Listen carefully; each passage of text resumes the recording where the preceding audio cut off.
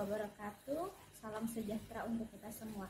Perkenalkan, saya Merita Yuranti SPMP, merupakan salah satu dosen dari program studi agribisnis Fakultas Sains dan Teknologi Universitas Muhammadiyah Gorontalo. Beberapa mata kuliah yang saya ampu diantaranya adalah ekonomi pertanian, perlindungan tanaman, ekonomi sumber daya pertanian, pengantar agroforestry, agroklimatologi, serta konservasi tanah dan air.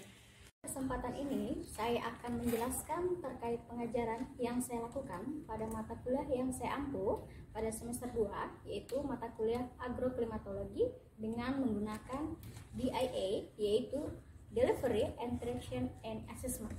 Belum menjelaskan lebih lanjut mata kuliah agroklimatologi, saya akan menjelaskan terkait deskripsi singkat mata kuliah agroklimatologi.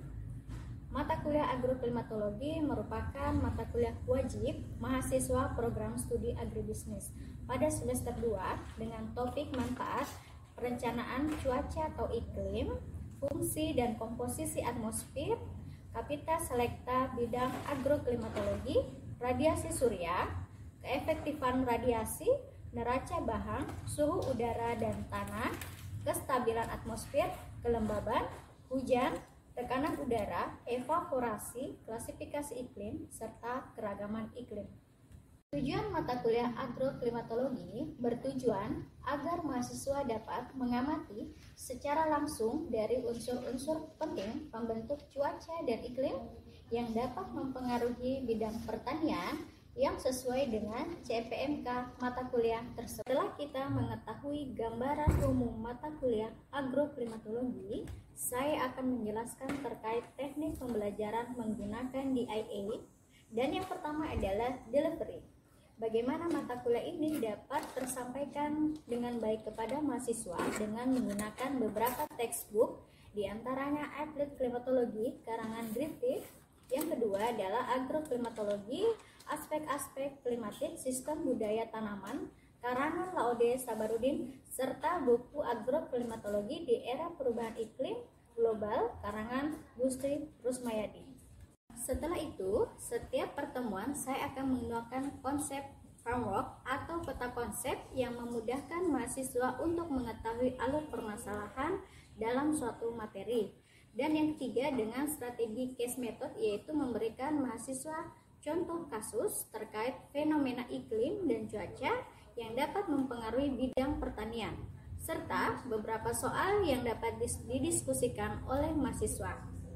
Biasanya saya akan memberikan latihan soal, yaitu studi kasus yang terjadi di alam, kemudian mahasiswa mempresentasikannya dalam bentuk kelompok. Hal ini dapat memicu mahasiswa lebih semangat dan termotivasi untuk mengikuti perkuliahan. Teknik kedua yaitu interaction. Interaksi dengan mahasiswa saya menggunakan beberapa, diantaranya menggunakan Zoom meeting untuk mendukung pembelajaran, dan yang kedua menggunakan WhatsApp group kelas yang digunakan untuk berdiskusi terkait materi maupun terkait kendala selama mengikuti proses perkuliahan, serta menggunakan media Google Meet sebagai media pengumpulan tugas mahasiswa, serta mahasiswa dapat mengulang kembali materi yang telah diajarkan yang tersimpan pada metode Google Meet tersebut. Teknik ketiga yaitu assessment. Dalam proses ini bagaimana cara saya untuk melakukan evaluasi penilaian pada mahasiswa. Pada awal perkuliahan saya akan menjelaskan terkait bobot penilaian, reward ataupun punishment, yaitu dengan bobot penilaian kehadiran 10%, tugas dan kuis 20%, ujian tengah semester 30%, dan ujian akhir semester 40%. Untuk reward akan mendapatkan nilai plus bagi mahasiswa yang aktif dalam menyelesaikan case serta latihan soal. Untuk punishment diberlakukan pengurangan nilai terhadap keterlambatan pengumpulan tugas. Hal ini saya terapkan agar mahasiswa tetap disiplin dalam mengikuti perkuliahan meskipun dilakukan secara online. Selanjutnya saya tampilkan proses pengajaran yang saya lakukan pada mata kuliah agroklimatologi pada Zoom meeting. Assalamualaikum warahmatullahi wabarakatuh. Bagaimana adik-adik? Warahmatullahi wabarakatuh. Bagaimana kabarnya hari ini? Alhamdulillah baik, Bu. Sehat walafiat semua? Iya. Sehat. Alhamdulillah.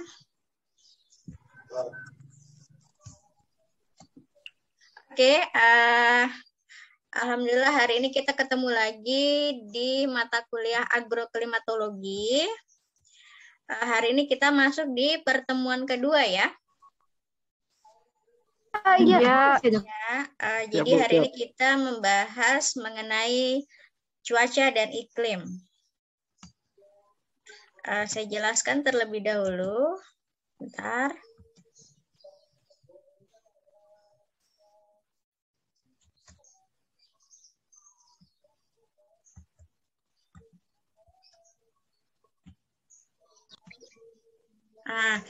Materi perkuliahan mata kuliah agroklimatologi ini ada pada program studi agribisnis Fakultas Sains dan Teknologi Universitas Gorontalo.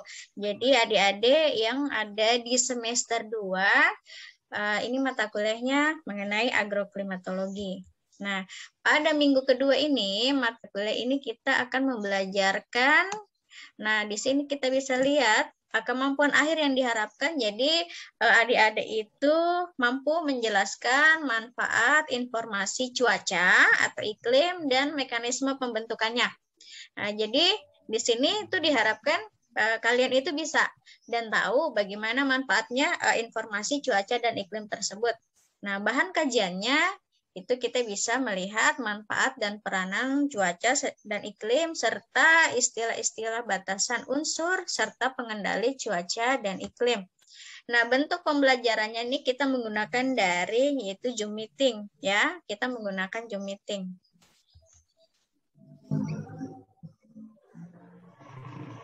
Nah, referensi yang digunakan salah satunya ini ada buku Agroklimatologi di Era Perubahan Iklim Global, itu karangan Gusti Rusmayadi. Jadi kalian bisa lihat buku karangan tersebut, bisa lihat di Google Books, itu ada Google aplikasinya, di situ ada e-book secara online, bisa juga dibeli.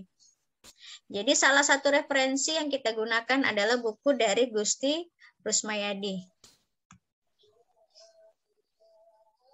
Nah, di sini kita belajar agroklimatologi itu apa sih tujuannya? Jadi kita harus tahu tujuannya, kenapa kita harus belajar agroklimatologi ya. Nah, yang pertama, kenapa kita harus belajar agroklimatologi? Agar adik-adik itu bisa mengetahui bagaimana komponen-komponen penyusun lapisan udara di bumi. Jadi kita harus tahu komponen apa saja itu penyusun di lapisan udara di bumi.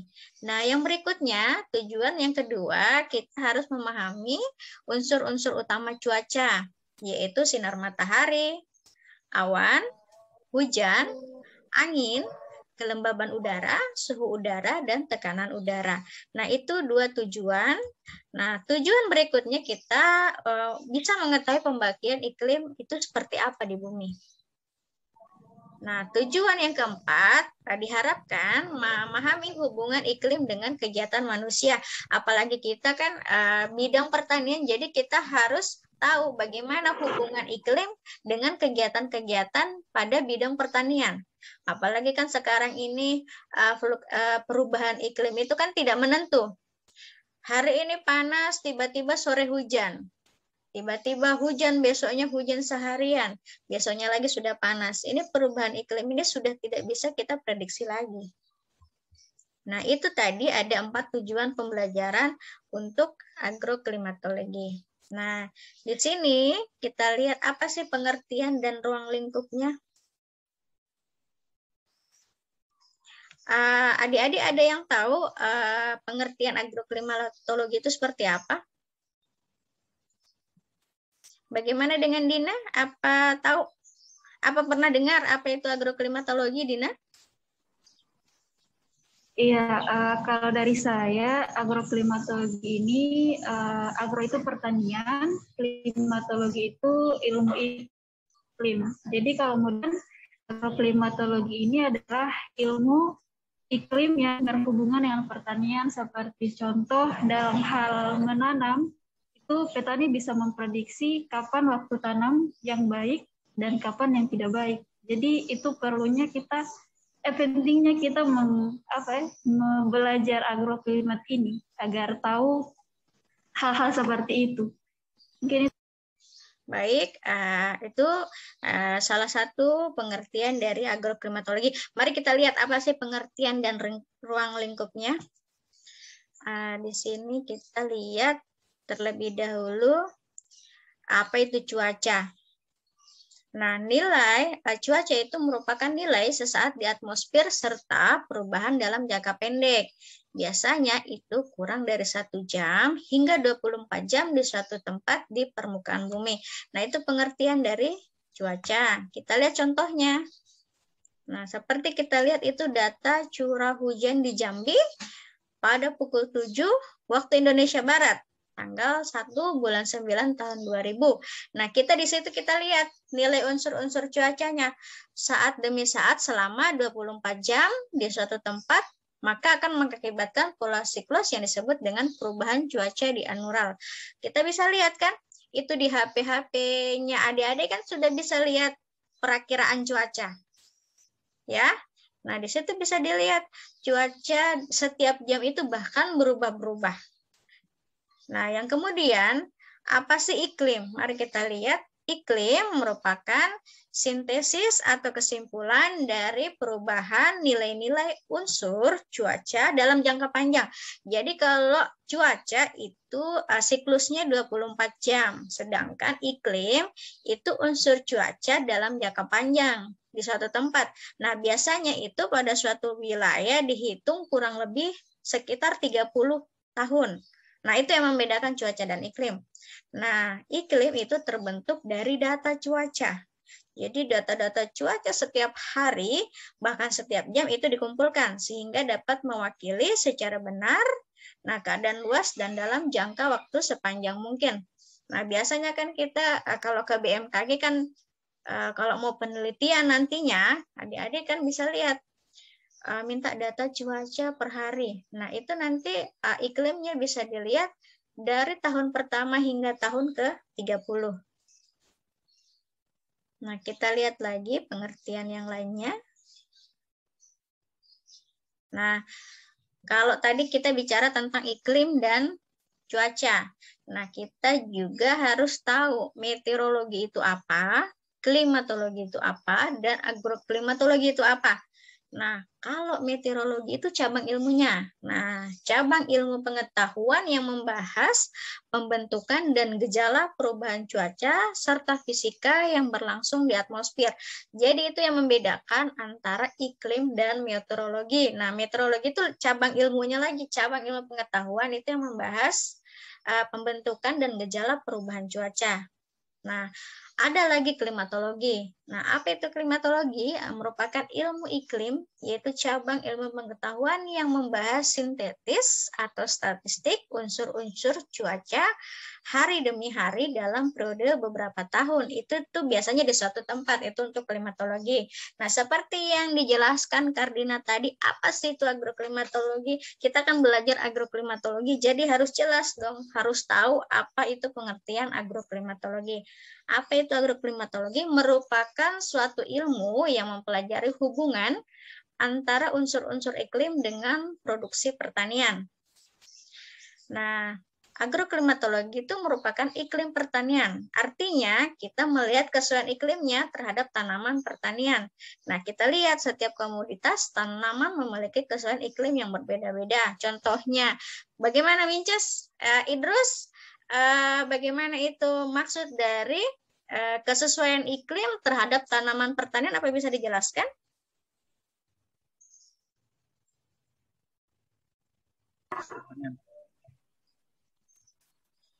Bagaimana atau yang lain, Ian? Kalau sekarang Bu, yang terjadi kan sekarang masih musim tanam. Ya.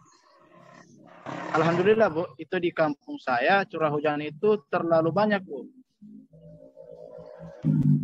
Sehingga setelah mereka melakukan penanaman di sawah, akhirnya banjir. Ya. Kemudian tanaman dari padi-padi yang ditanam oleh petani ini semuanya mati Bu. Karena perubahan cuaca tadi ya, yang harusnya Ya, Bu. musim tanam itu sudah mulai bisa menanam karena debit air hujan intensitas air hujan yang begitu tinggi itu mengakibatkan kerusakan pada daerah lahan-lahan sawah. Itu maksudnya. Ya, Bu. Terus ya, Ya, Bu. baik. Kalau kesesuaian iklim terhadap pertanian itu maksudnya begini. Kita kan punya dataran tinggi dan dataran rendah. Misalnya sayur-sayuran, kalian kan bisa lihat itu di daerah Bulaang Mengundo, itu kan daerah dataran tinggi. Nah, di situ lebih cocok pada komoditi sayuran. Berbeda dengan kita yang di Gorontalo, kesesuaian iklimnya, kita lihat kan daerah sini ini panas. Otomatis tidak cocok pada tanaman sayuran. Jadi kita harus lihat, kalau mau menanam suatu komoditas, kita harus lihat dulu apakah tanaman ini cocok pada lahan tertentu. Jadi kita harus tahu dulu spesifikasi dari setiap komoditi atau tanaman yang akan kita tanam di suatu hamparan. Jadi harus dilihat dulu. Misalnya padi, dia cocok di suhu sekian, kelembabannya sekian, jadi kita harus lihat. Berbeda dengan kita menanam misalnya buah anggur atau buah apel, itu tidak mungkin dong di lahan panas. Nah, jadi kita lihat lagi anggur itu cocoknya di ketinggian berapa, suhunya dia cocoknya berapa. Itu yang dimaksud dengan kesesuaian iklim terhadap tanaman pertanian.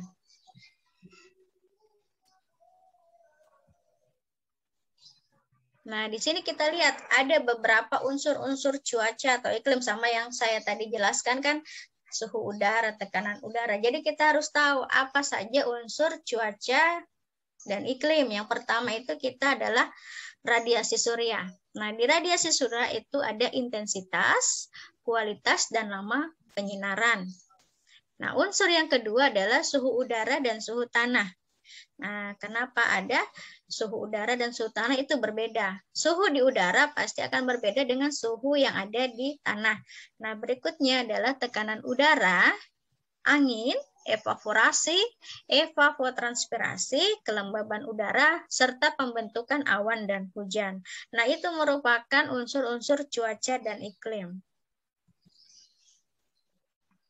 Nah, di sini kita bisa lihat mekanisme pembentukan cuaca dan iklim. Tadi kan unsur-unsurnya.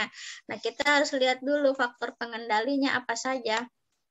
Nah, faktor pengendalinya itu yang kita sebutkan tadi itu seperti adanya pancaran radiasi surya. Kita lihat juga letak lintangnya. Lihat juga ketinggian tempat, serta posisi terhadap lautan, pusat tekanan tinggi, aliran massa udara, halangan oleh pegunungan, apalagi kalau di Gorontalo kan kita seperti cekungan, di mana-mana gunung, kan sudah lihat kan, hujan sedikit, Gorontalo banjir. Banjir. Ya, banjir. Nah, berikutnya kita lihat arus lautnya seperti apa, serta unsur cuaca dan iklimnya seperti apa. Nah, unsur-unsur iklimnya itu sudah yang saya sebutkan tadi. Ini seperti penerimaan radiasi, lama penyinarannya, suhu udaranya, kelembaban udaranya, tekanan udaranya. Nah, itu merupakan unsur-unsur iklim. Nah, berikutnya kita lihat. Nah, di sini adanya kegiatan distribusi tipe cuaca dan tipe iklim. Jadi, setiap daerah itu punya tipenya masing-masing. Ada tipe cuaca A, ada dan tipe iklimnya yang berbeda-beda di setiap wilayah. Lihat kan, kita kalau ke daerah Jawa Barat itu dingin. Berbeda dengan daerah Gorontalo yang panas. Nah, itu salah satu perbedaan tipe cuaca dan tipe iklimnya berbeda. Nah, di sini kita lihat hubungan. Kita kan orang pertanian, jadi harus tahu bagaimana hubungan iklim dengan komponen pertanian. Nah, kita lihat ini skemanya.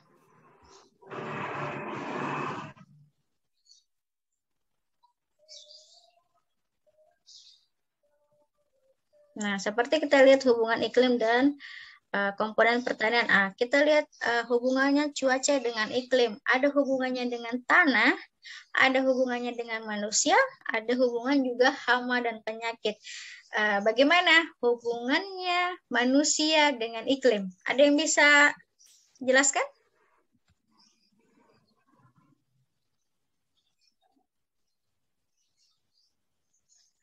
Ada yang bisa jelaskan?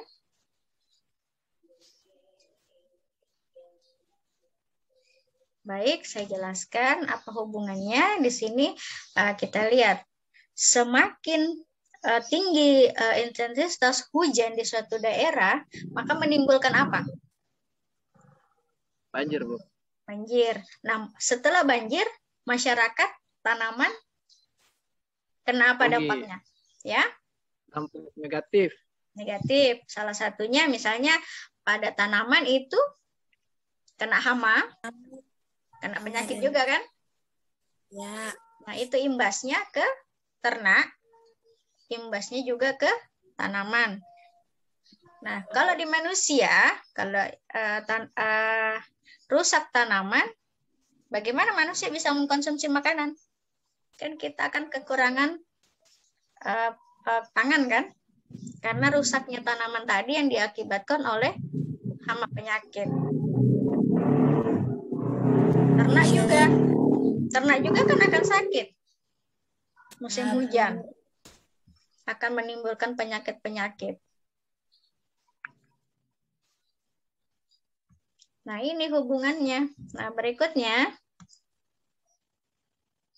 manfaatnya adalah kita lihat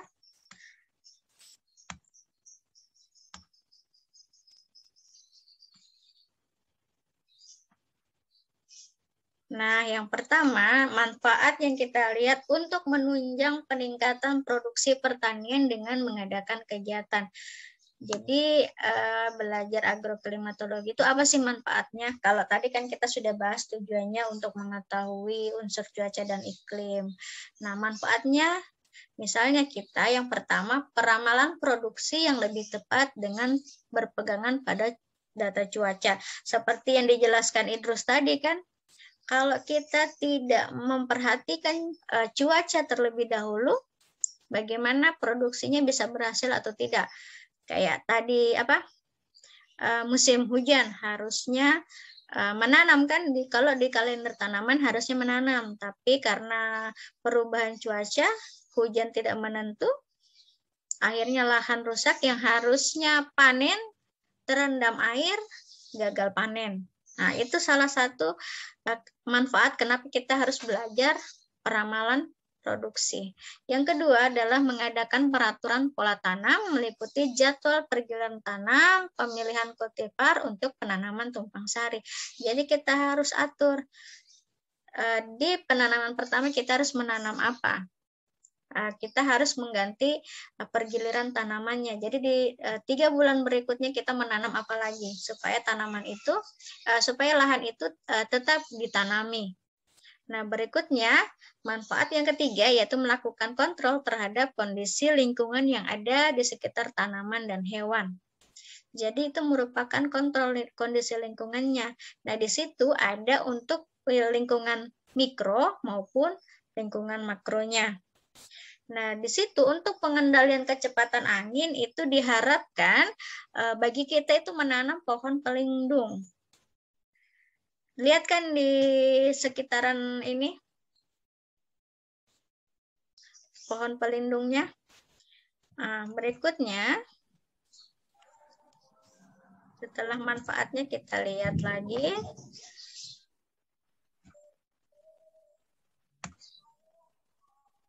Nah, yang berikutnya itu ada pengembangan wilayah komoditas pertanian, itu kita bisa menggunakan GIS, sistem informasi geografis, bisa juga kita lihat kesesuaian lahannya, kita juga bisa melakukan perencanaan tata ruang. Nah, berikutnya kita bisa merencanakan untuk kegiatan budidaya pertanian, serta peramalan-peramalan untuk analisis sistem pertanian. Serta juga untuk pengelolaan konservasi lahan. Jadi kita untuk tanah dan air itu bisa dikelola. Nah, itu kegiatan-kegiatan itu dia berkaitan dengan kegiatan 5 aspek yang dihimpun oleh Lars Vagi Vasandran tahun 1999. Nah, di sini informasi iklim juga itu bisa melihat strategi untuk suatu pengembangan wilayah. Nah, jadi kita bisa mengembangkan suatu wilayah dengan melihat pola tanamnya, bagaimana cara pengairannya, serta pewilayahan untuk agroekologi dan komoditinya. Jadi pada suatu wilayah kita bisa mengatur. Di Demplot A kita menanam ini, di Demplot berikutnya kita bisa menanam komoditi yang lain. Jadi itu merupakan salah satu strategi untuk pengembangan wilayah. Nah, di sini kan kita bisa lihat apa saja prasyarat tumbuh tertentu untuk produksi optimalnya seperti apa. Nah, di sini juga kita melihat keadaan iklim aktualnya, misalnya jenis komoditinya, teknologi usaha taninya seperti apa, pertumbuhan tanamannya seperti apa, bagaimana cara mengendalikan serangan hama dan penyakitnya. Nah, di situ itu merupakan sistem usaha tani yang dilihat pada lahan kering. Nah, di situ ada efektivitasnya untuk pengendalian hama terpadu, dia menggunakan musuh alami. Nah, berikutnya bagi adik-adik, kita sebelum menyelesaikan perkuliahan, di sini saya akan memberikan tugas. Tugasnya kita akan kumpulkan sebelum perkuliahan di pertemuan berikutnya. Itu dikirim melalui Google Meet yang sudah kita biasa gunakan untuk tempat diskusi kita. Jadi langsung saja nanti adik-adik menjawab soal ini dan dikumpulkan sebelum perkuliahan kita di minggu berikutnya. Di sini ada 4 soal, silakan nanti dijawab. Siap, Bu, siap. Ya, baik, Bu. Ya. Nah, di sini ada studi kasus, itu akan saya berikan kepada kalian sebagai tugas presentasi kelompok. Jadi kalian membagi, kan kalian ada 20 mahasiswa, jadi dibagi mungkin 4 kelompok atau berapa kelompok. Nanti kita lihat, nah nanti kalian lihat ini permasalahan apa yang pada pertanian, nanti kalian presentasikan di pertemuan keempat. Siap, Bu.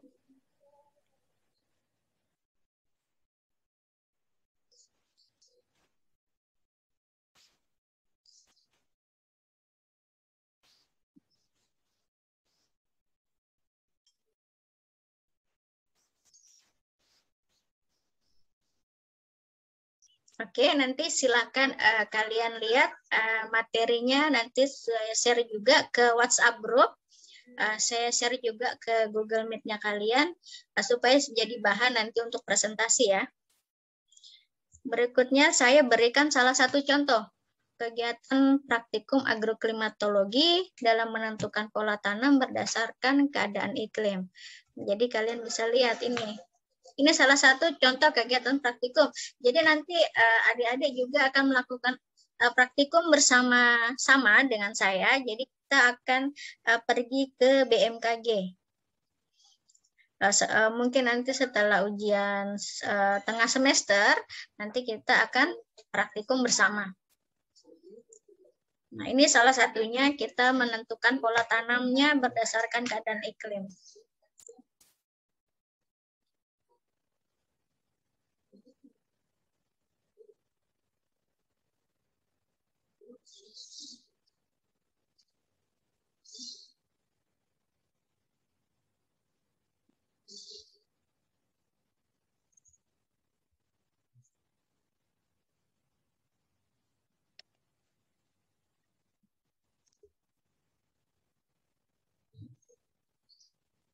Baik, demikian cuplikan salah satu mata kuliah yang saya ampu, yaitu mata kuliah agroklimatologi secara online melalui Zoom Meeting. Semoga bermanfaat, tetap semangat, sukses selalu.